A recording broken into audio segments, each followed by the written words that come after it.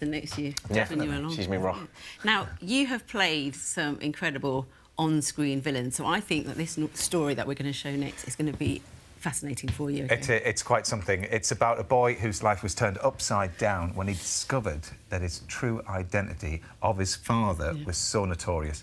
Here's Philip.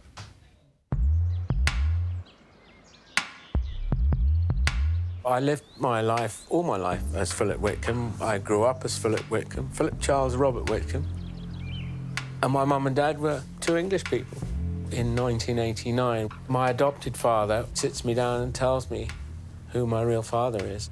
He just pulled out this document, which he gave me. It says where I was born, when I was born, and who my parents were.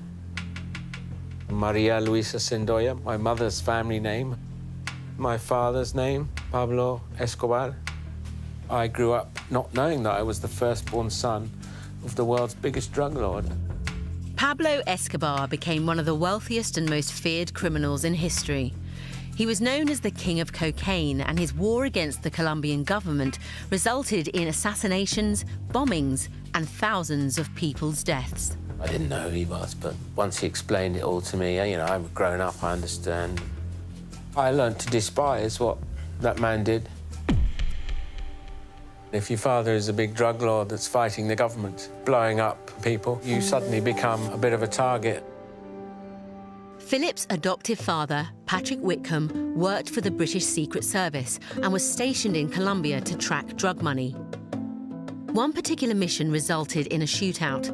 A young baby survived and was found at the scene. Patrick took him into his care. That baby was Philip. I spent my first 9-10 years in Bogota with my adopted parents.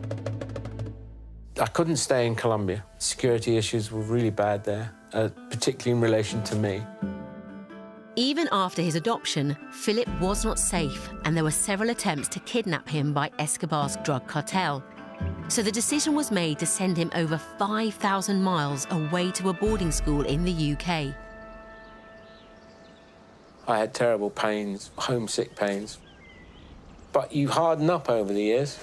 You've got strangers telling you what to do, and so we took it out on doors and things like that. So these doors got a good kicking quite regularly, and so I do actually remember it, yeah. As clear as yesterday.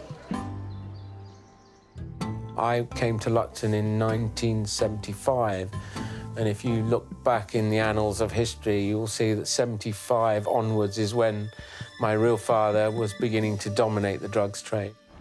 During his time at Lupton School, Philip would make regular phone calls to his adoptive father back in Colombia. I used to love speaking to Dad on the phone.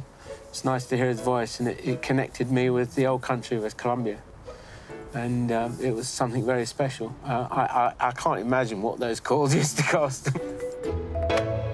In spite of the distance between them, Philip remained close to his adoptive father throughout his life. But as he got older, his biological origins were undeniable. In 1989, I looked very much like my real father. So I changed my hairstyle and shaved my moustache off and just tried to change my image a bit. The summer of '93 was bad because my adopted father died of motor neurone disease, and my real dad also got gunned down in 1993. It was the end of a career of spectacular savagery. As one of the wealthiest criminals in history, Pablo Escobar's death made global news. The president of Colombia says the killing of the drugs baron, Pablo Escobar, is the beginning of a brighter future for his country, free from drugs-related terrorism. I can't atone for all the sins of my real father. It's impossible. I mean, he created havoc in the world, which the world will never recover from properly.